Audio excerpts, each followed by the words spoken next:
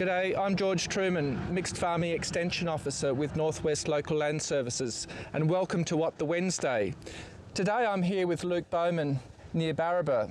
Luke and I have just been catching up, talking about his silage and cutting tropical grasses earlier this year for silage when he had amazing growth and low stock numbers. So I was just going to ask Luke what his thoughts for the season are heading into spring and summer this year. Certainly been quite consistent rainfall. The region's looking really good, and just his thoughts on what he might actually do with his tropicals as well. Thanks, Luke.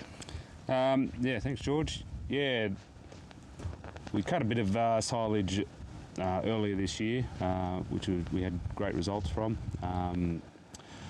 Yeah, so season going forward, yeah, if the rainfall keeps up, we're probably running at 3/4 the amount of stock we should be running. So we will definitely run into an excess of feed if the subtropicals get the rainfall that they if this rainfall keeps going.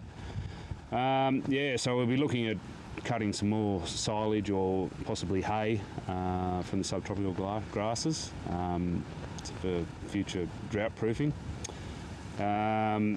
If it keeps going, this will probably happen a bit earlier than February last year. So if it happens before Christmas, there could be the possibility of cutting some of these subtropicals for hay.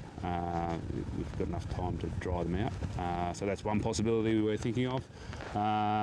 And the other possibility is cutting it for silage, wrapping it.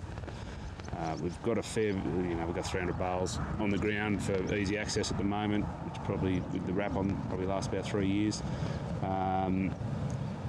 So if we to make any more, we'll probably look at doing some pit silage or wrapping bales and bury them. So that's what we'll be looking at if the rainfall continues. And what sort of nutrition, would you consider putting some extra fertilizer into those planned paddocks of if you were going to cut for silage? Is there something you'd do different there? Yeah, definitely.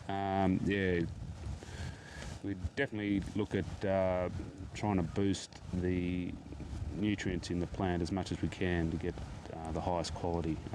So yeah, we'd earmark those paddocks that we were thinking of cutting for silage, and we would put some extra nutrition into them to get a high quality product out the other end. Yeah, no, look, that's good, Luke, and there's certainly a lot of interest. As I said, there was some earlier this year, and already I've had quite a few producers coming to me talking about cutting the tropicals for silage, just being able to utilise that feed when it is at its maximum quality, because I think it got away from us earlier this year when we did finally get the rain, and the growth was amazing and with low stock numbers. So a lot of feed just was underutilised. So certainly the option for cutting for silage or hay is really out there.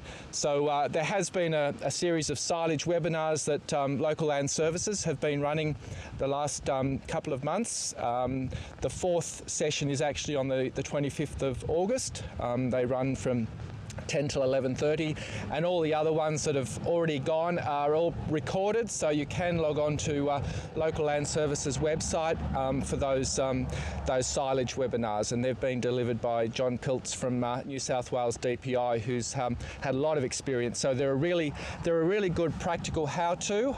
So whether you're a contractor or whether you're a producer and looking at cutting that silage, then they are a great resource.